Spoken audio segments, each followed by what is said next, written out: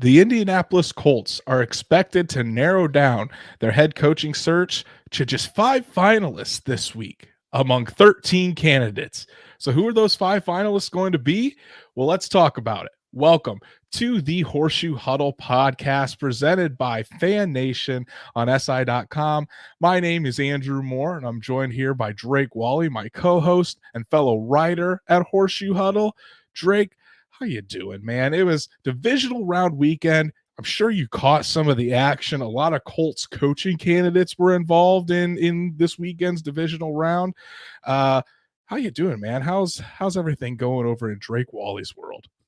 You know, it's going really good. I definitely was impressed by, many different things during the divisional weekend. And, one of them happened to be a guy in our division. Another one happened to be a guy who, has the potential to take a team that's never won a Super Bowl to 2 straight now in Joe Burrow. So, it just really shows you that the NFL's got a lot of awesome stuff coming up in the next, 5 to 10 years.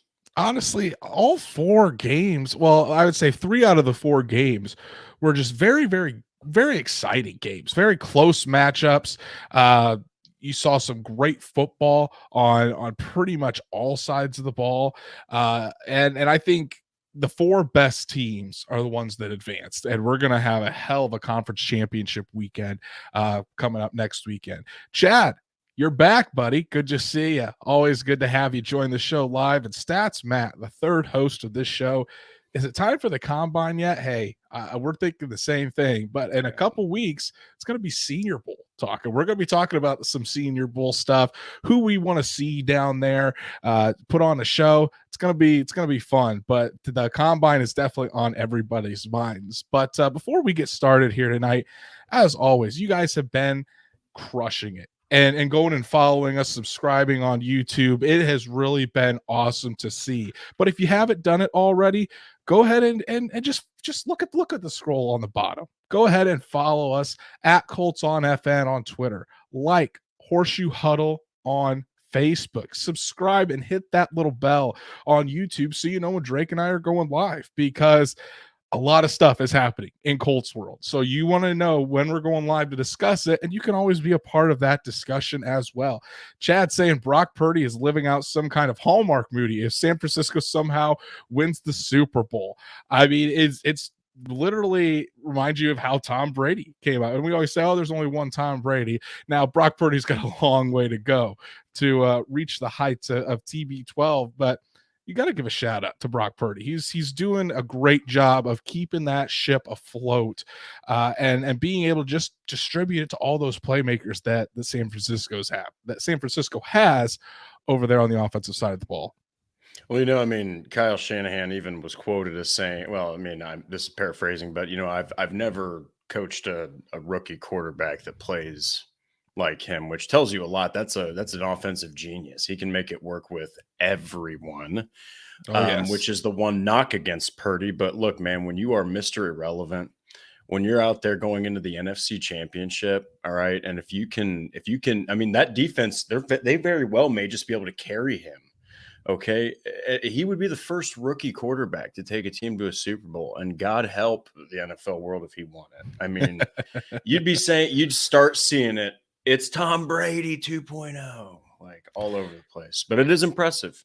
It'd be a good thing to have in San Francisco is multiple quarterbacks, because out there that can get the job done. So we'll have to see what plays out over these next few weeks. Ricky, first time watching you all. I don't know if you've heard of us before or if this is just your first time watching live, but hey, good to see you, man. We appreciate you following along. Stats Matt said nothing like him saying that with a dude they just traded the farm for in the draft 2 drafts ago. Yeah, that's going to make it interesting. Going to make it very interesting. But hey, listen, we're not going to talk about San Francisco. This is the Horseshoe Huddle podcast. This isn't the San Francisco 49ers podcast. We got some coaches to talk about. So let's dive right into it here.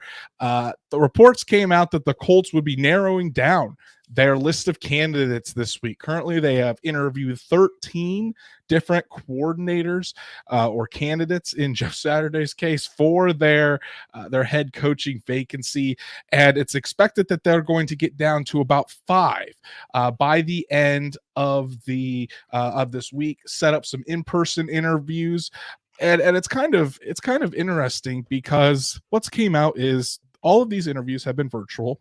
We knew that. But Jim Irsay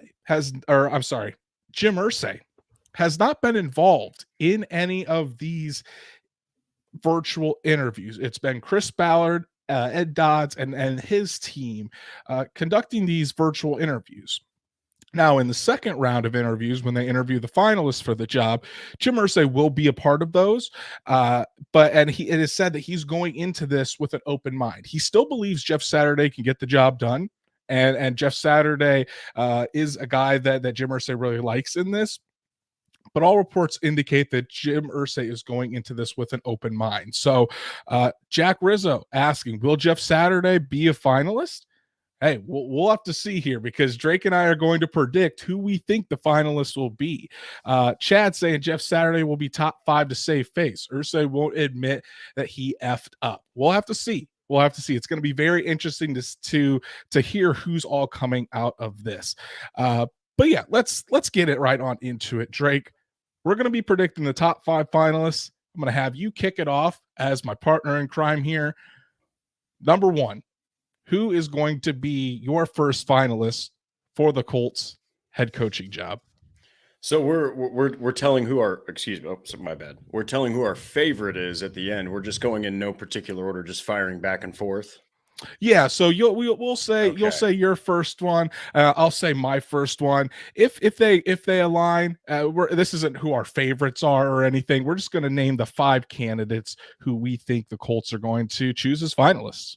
Perfect. You know what? I'll go ahead and start off with one of the obvious choices, and that is Philadelphia Eagles OC Shane Steichen. I mean, they destroyed another candidate, Wink Martindale's defense. Actually, that for me is he wasn't as high on my list. I mean, you know who I had as number 1. Mm-hmm. Still have him very high, but good Lord, after that, it's really hard to not argue that he should be up there with the upper echelon for this team. Shane Steichen and that Eagles offense put on it was an absolute show. A lot of people thought that the Giants and Eagles was going to be a close game in that third matchup because these teams know each other so well. Eagles were up 28-0 at half. And a lot of that can be attributed to this Eagles offense and Shane Steichen. Shane Steichen is one of my finalists as well. We'll just get him out of the way with a guy that everywhere he has gone, he has really helped the quarterback that he's been in charge of, whether it was in Los Angeles with the Chargers. He helped Phillip Rivers, was a quarterback coach there, was the offensive coordinator for Justin Herbert and Justin Herbert's rookie year. Then coming over to Philadelphia, Nick Sirianni relinquishes the play calling duties to Shane Steichen. Shane Steichen works with Jalen Hurts. Jalen Hurts has come out in multiple instances and credited Shane Steichen with helping with his development, helping to really tailor the Eagles offense around Jalen Hurts' strengths. It's been really interesting and a credit to Shane Steichen for what he has done with these quarterbacks. And then you see not only with the quarterbacks, you see how the Eagles were able to run the ball on Saturday night on the Giants. They destroyed them on the ground, running for, I think, and I even put this in my story today, but they averaged well over 6 yards per carry. I mean, just absurd by this Eagles team. Yes, they have talent all over the ball, all across the offense. Yes, they have a very talented offensive line, but the ability to execute it and make it just look so easy, a lot of that goes to Shane Steichen, Nick Sirianni, and the offensive staff that are game planning on a week-to-week basis. You know, you're talking about a guy who took some time to develop with his mechanics. He took a little time to develop with his accuracy. Steichen was without question. I mean, look, Sirianni, great. All right. But Steichen was the one who really honed in the little details of Hurts's, mistakes he was making. Oh, he can't hit those throws. And now he's out there going into an NFC championship, and he is without question top three, one of the most dangerous, players at any given moment. He can run on you. He can throw on you. They can run on you with option. I mean, his offense is just mind boggling to deal with. Can't imagine being a DC against that guy. Absolutely. Tyler Howe, first time watcher. Hey, thanks for joining us, Tyler. You're always welcome here on the Horseshoe Huddle podcast. Chad says that Shane has done great with Hurts. We agree. But for Chad, his top three are Kafka, Eric Bieniemy, and Steichen. So we'll have to see what our top three is. But yeah, it's going to be. I think he has to be an obvious candidate. Yes, he has ties to Dick Sirianni, Frank Reich. But what he's been able to do with quarterbacks, he's an obvious choice there. Colts loyalist asked, do you think Ryan will get an interview? We're going to talk about, I think you mean DeMeco Ryans. We're going to talk about DeMeco Ryans here later in the show. So you'll want to make sure you hear that. So we went through Shane Steichen. We agree on that. The next guy I'm going to talk about is a guy that it's already been reported that he had a great interview, both from his side and from the Colts side. And that's Raheem Morris, the defensive coordinator for the Los Angeles Rams. Raheem Morris he got an opportunity as a head coach when he was very young with the Tampa Bay Buccaneers. Didn't really work out. And ever since then, he has been really trying to get that opportunity again. Just a few years ago, when Dan Quinn was fired from the Atlanta Falcons as a head coach, Raheem Morris stepped in as the interim, went 4-7. He's gone over to the Rams, helped them win a Super Bowl on the defensive side of the ball. Raheem Morris, not only just his ability to it seems like adapt, and wherever he goes, he seems to have success, but he has gone through the trials and tribulations of a head coach and then working his way back. And I think he does deserve another shot. So I think Raheem Morris will be one of those 5 finalists for the Colts head coaching job. Yeah, and that's actually my next one. And I absolutely love the fact that he is on the defensive side of the ball, but he's worked with wide receivers. I mean, he's legitimately helped them perfect their routes. Okay. So, I mean, you're talking about a guy who's done it all. He's been an interim head coach. He's been a head coach. He's been a developer of receivers. He's been a developer of defensive backs. He's been a defensive coordinator.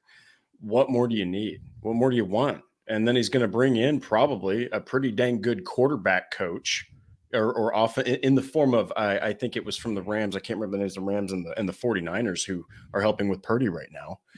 I mean, those are 2 guys he's going to bring in. I know that his staff doesn't get talked about very much. There's people that are like, oh, don't know those guys. Look into those names. They're highly qualified and they look like they could potentially help a young quarterback succeed. So definitely a good leader, Raheem Morris would be. Raheem Morris has a lot of very good connections around the league, both in the Kyle Shanahan coaching tree, the Sean McVay coaching tree. So you can see those types of guys. Even though Raheem Morris is a defensive coach for the most part, he could bring in some really good offensive minds to help develop a young quarterback. Stats Matt says, I think Morris would be the logical favorite with Irsay too. Has experience, it isn't the right type, which teams usually stray away from repeating styles of a fired head coach. That's a good point, and that might be something that is working against Shane Steichen. Then again, if it is up to Chris Ballard might see Shane Steichen more as a fiery guy, kind of like Nick Sirianni.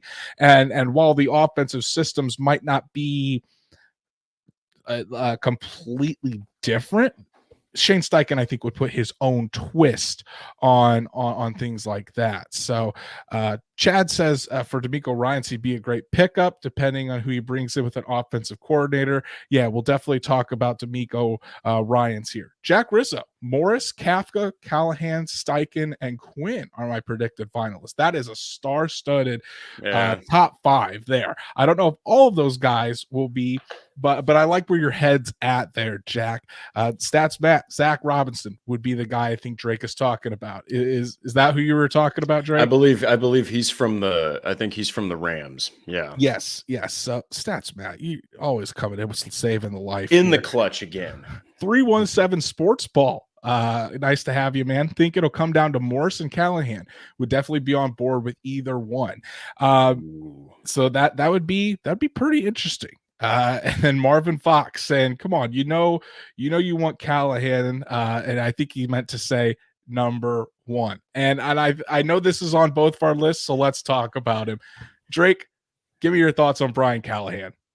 Oh man.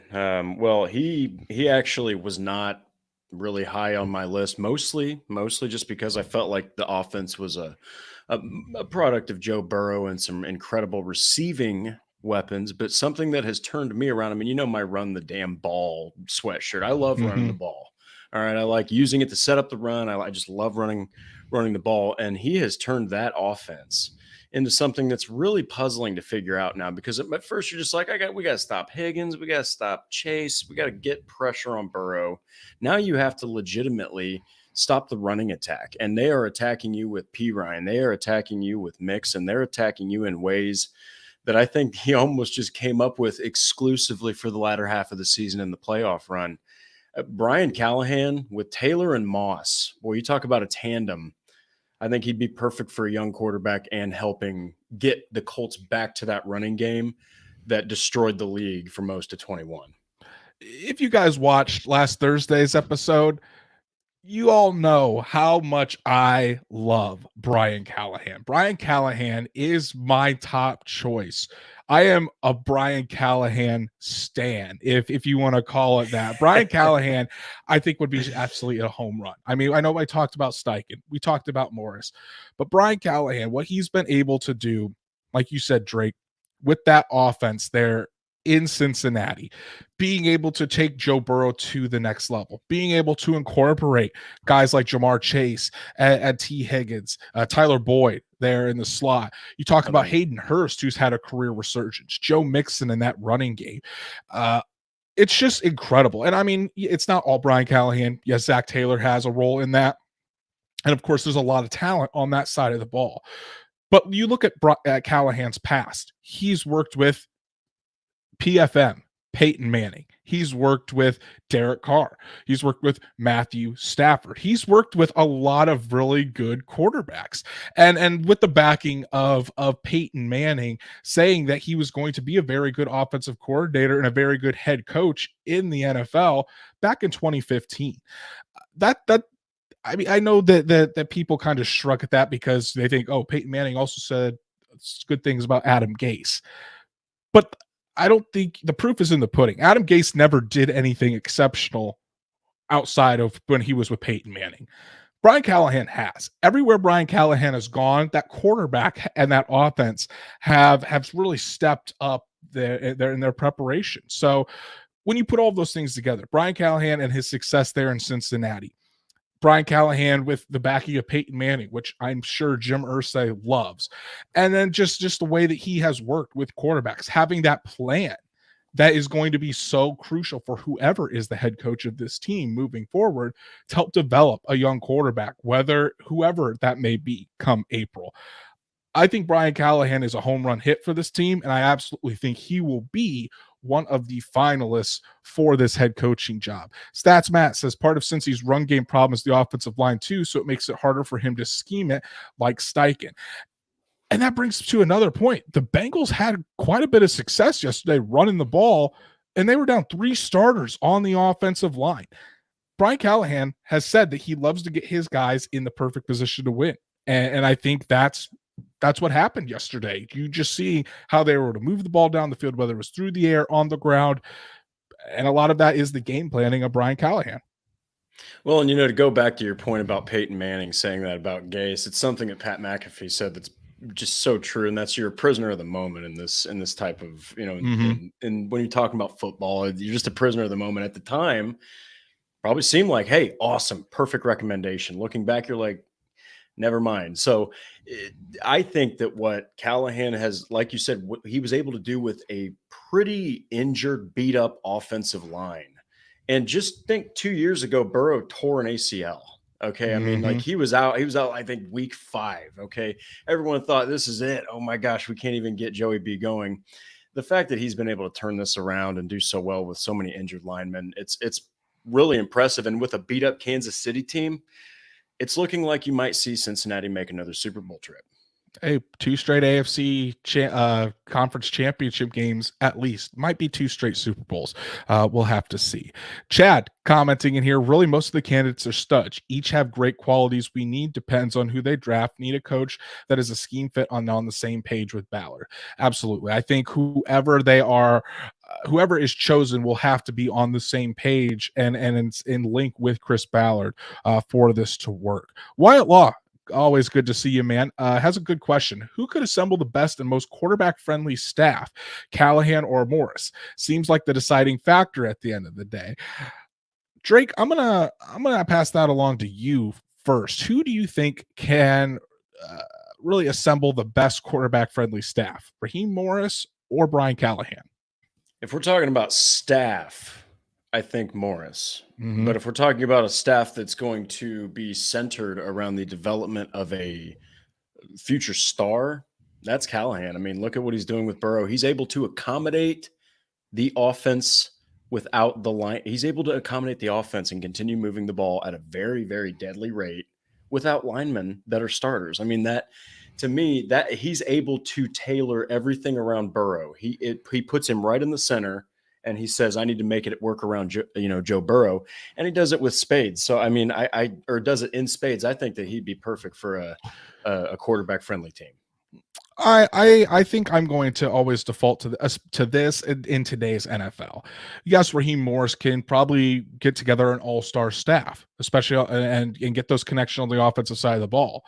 Only thing about that is once that offensive coordinator, if he has success with that young rookie quarterback, he is going to be very very valuable to other teams who want a head coach like that.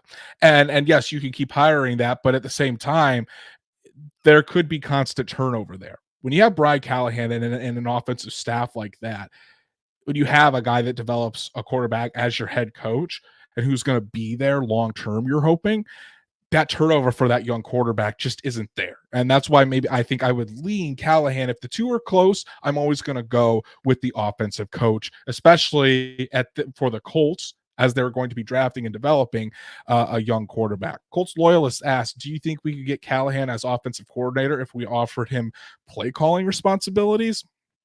And I think Stats Matt just kind of answers this one.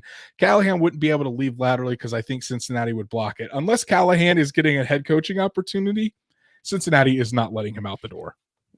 Yeah, that's very fair, and it goes back to what you've seen him do in Cincinnati. He's going to have to elevate. He's going to have to go to something better. It's really difficult for a guy like that to, with as desired as he is by these teams, the Colts included. It's really difficult for him to stay as an offensive coordinator going to another team when everyone wants him, honestly, as a head coach.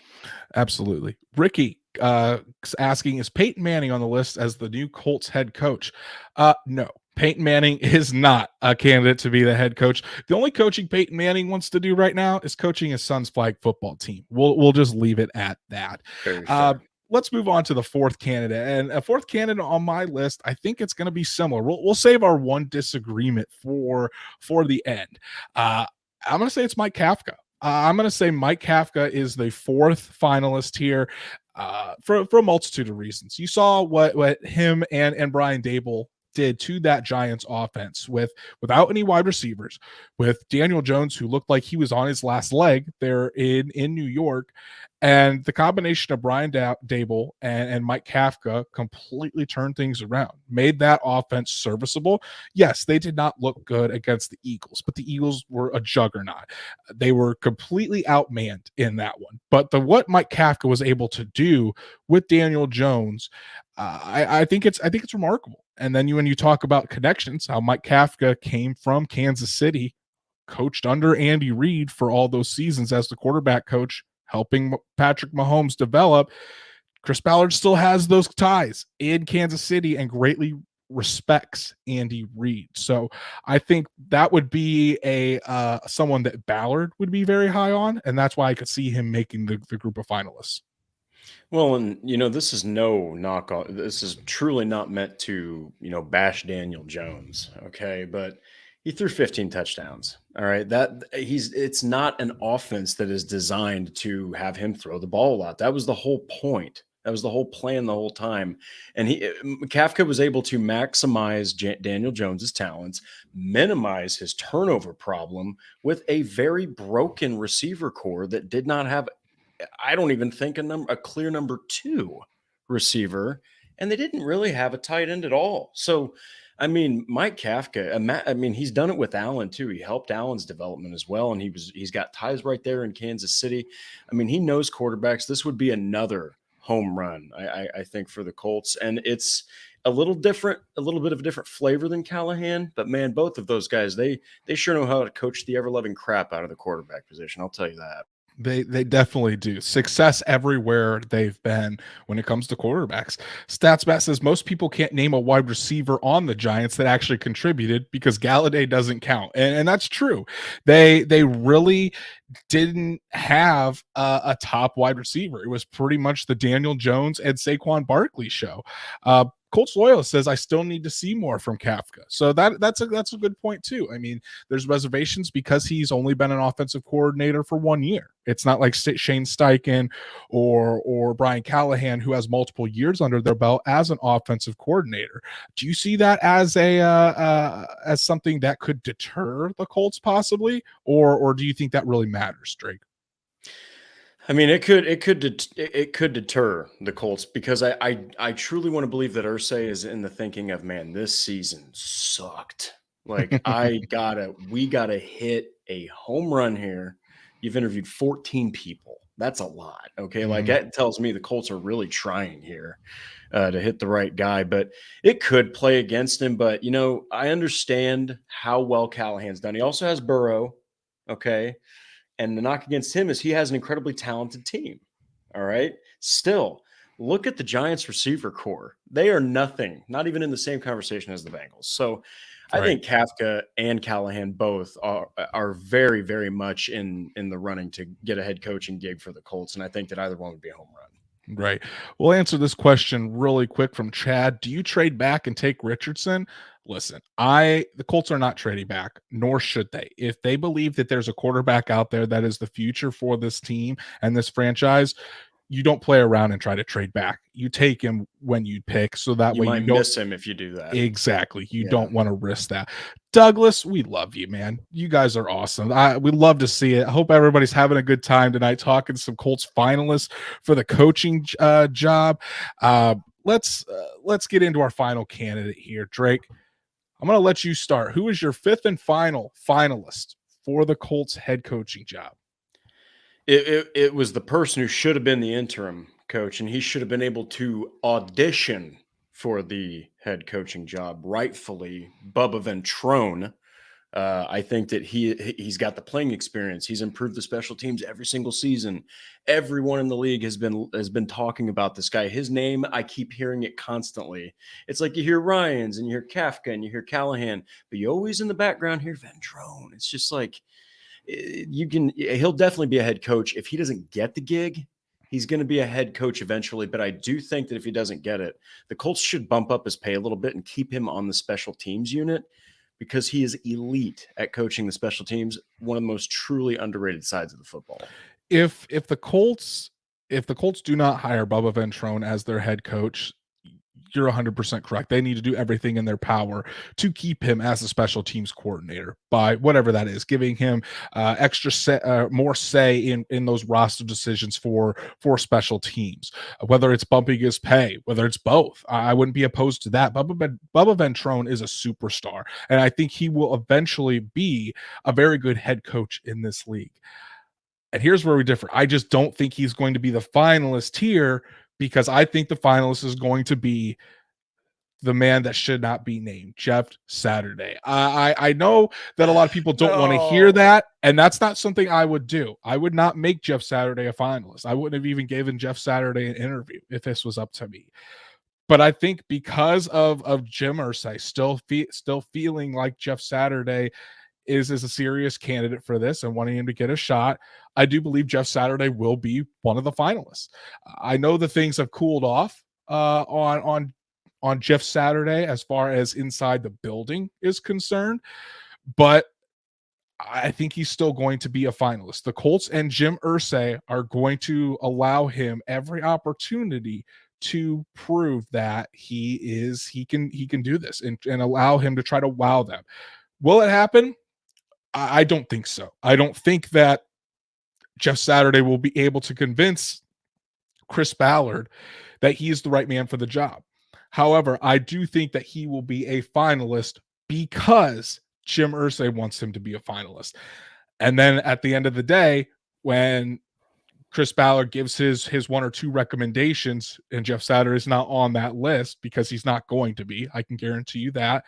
We'll see if Jim Irsay oversteps him and decides, you know what, I want Jeff Saturday to be the head coach of my team. And then we'll probably have to watch this franchise just spiral into the abyss, unfortunately. So it's going to be crazy. It's going to be crazy, but that's what we'll see. Colts loyal, Saturday's not Greeks, and we can still say his name with pride. I agree with that in the context of as a player, as a man, because I think Jeff Saturday is an incredible human being, but as a head coach, I don't think he should be in that. He definitely should not be a head coach. It's just as simple as that. So, but yeah, I think it's going to be interesting to see who those 5 finalists are. Real quick before we move on to our next topic here, Drake, who is your favorite to actually land the gig, and who would be your personal favorite to land the gig?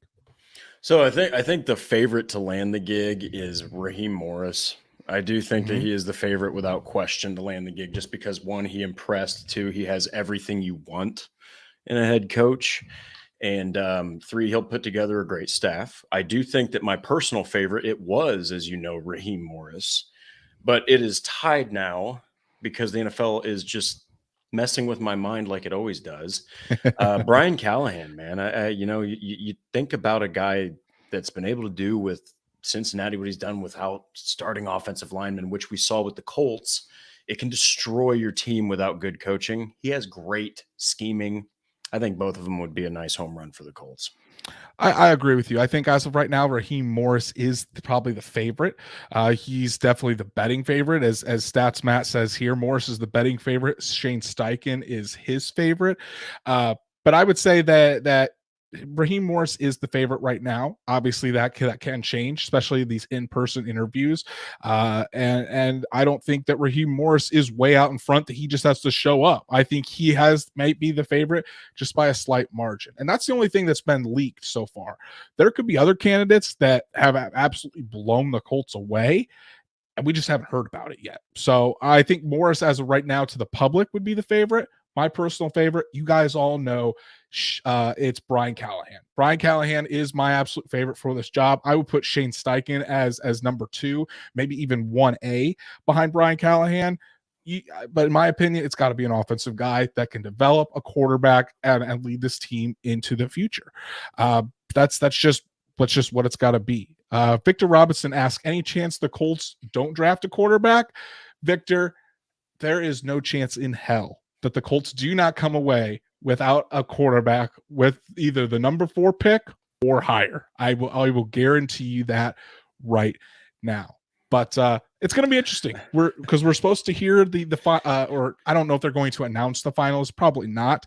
But we should have word toward the end of the week as things start to leak out who is getting second interviews with the Indianapolis Colts, whether it's the start of next week or towards the end of this week. So either way, it's time to start narrowing things down, and we are getting closer to having a new head coach for the Indianapolis Colts. Well, yeah, and they've going back to what we were talking about earlier, they are truly not kidding. They really are. And I think Zach Hicks, our own Zach Hicks, actually said they were okay. Now they're interviewing anyone with a pulse, which was really funny because it seemed like with I think it's Bisaccia. It was like, okay, guys, we need to maybe narrow down the group a little bit, but give them credit. They're really taking this very serious, and they're doing everything they can to get the right guy.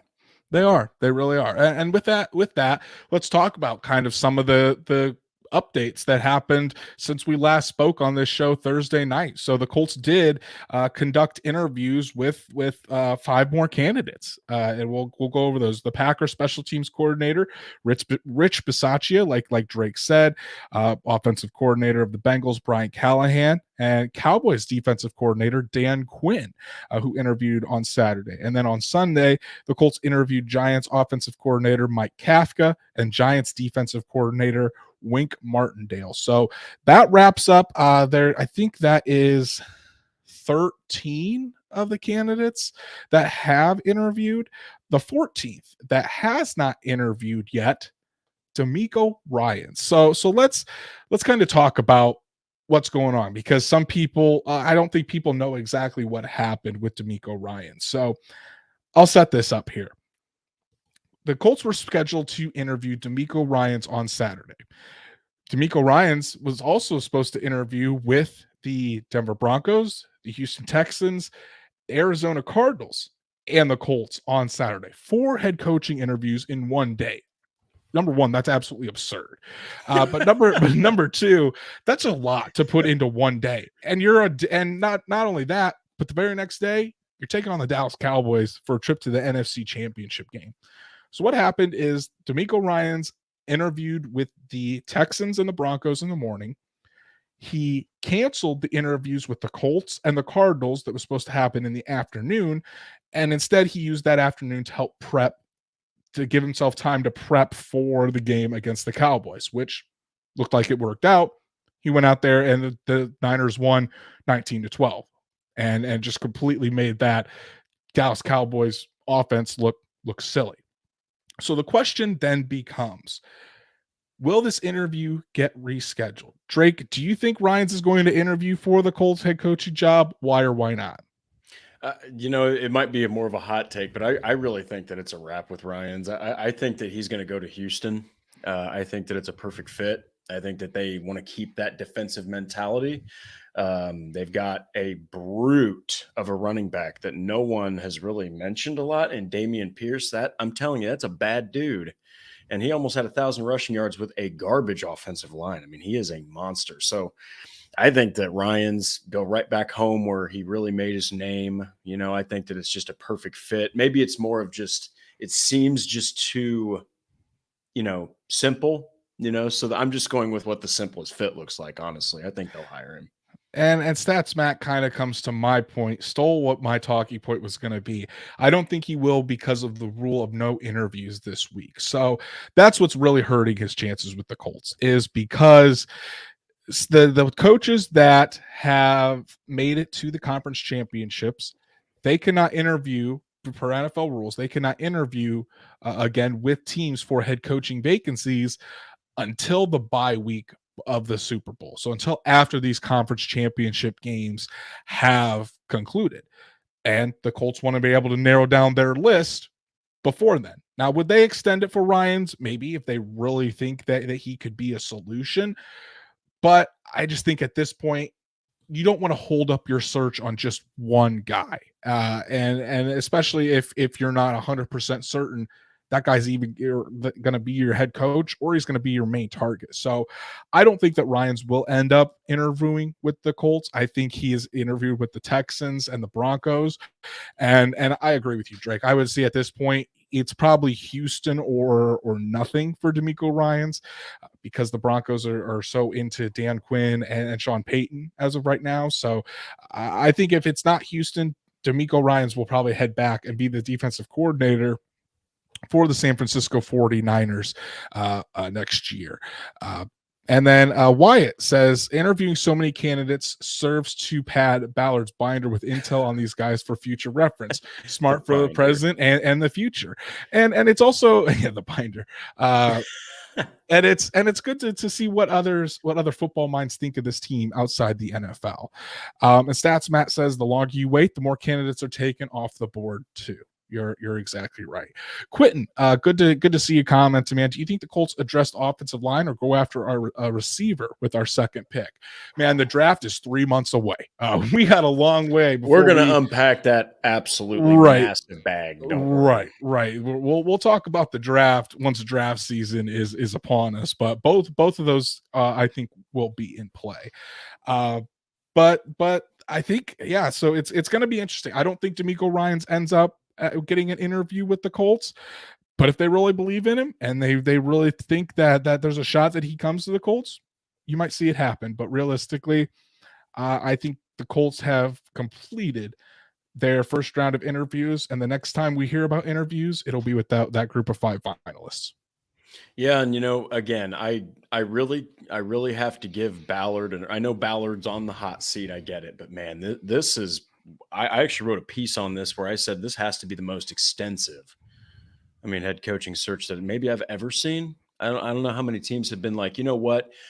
Holy wow, look at that year. We got to everyone's on the board. We got to do something. We're breaking it all apart. That's what they did. And he was not kidding. That was a very open, press conference he did to end the season. And he's so far living up to his word. Last question before we get out of here from Logan Schmidt. Good to see you, man. Great that you were able to join the show tonight. Does Bubba have a chance? I think he does. I think he does. I think if Ballard leaves out Jeff Saturday, I think I would agree with Drake right there. And I think that Bubba Ventrone would be one of the finalists. And like I've said this for years, Bubba Ventrone is a superstar and he will be a good head coach in the NFL at some point. Oh yeah, absolutely. If it's not now, all right, if it's not right away, when everyone hopes it is, that is a Ventrone fan, I'm right there with Andrew. Eventually, he's going to be running his own team for sure. He's too talented to not do it. Right. And then Callahan and Steichen can't do second interviews yet either. So that's something to keep in mind. So we'll be looking for those second interviews. If they're the finalists, which I hope they are, probably come early next week. But that's all we have for tonight, guys. Really, really appreciate everybody for joining in tonight. The chat was just blowing up. Colts loyalist, Logan Schmidt, Stats Matt, as always, Quentin, Wyatt Law, Chad, Victor. I'm sure I missed some of you guys, but thank you all so much for tuning in. Tonight's episode was an absolute blast, like it always is with you guys. And again, from the bottom of my heart, thank you so much for following, subscribing. And if you haven't already, just go ahead and look at the ticker at the bottom. Go ahead and like Horseshoe Huddle on Facebook. Follow at Colts on FN on Twitter. Subscribe and hit the bell on YouTube so you know when Drake and I are going live. Drake, also a writer for Horseshoe Huddle like myself. What stuff you got cooking? What stuff's on the site for you right now? Well, the most recent one is, that the Colts could learn a little something from the Jaguars. So I know that's not easy to hear, but telling you, man, the way that they did it last year, you have Urban Meyer. This year, you have a playoff trip to the divisional round, and you get within 7 of the Chiefs. That's pretty dang impressive. So love it. And then I had a piece go up today on the site talking about how Brian Callahan and Shane Steichen increase their chances of being hired as the Colts head coach with their performances this weekend. So that's it from us. We will be back Thursday night to talk some more Colts football. Maybe we'll have some finalists to talk about at that time. But until then, enjoy your evening. Go follow Drake at DWalsterDrake. I'm at Andrew Moore NFL, and we will see you guys Thursday night. Take it easy.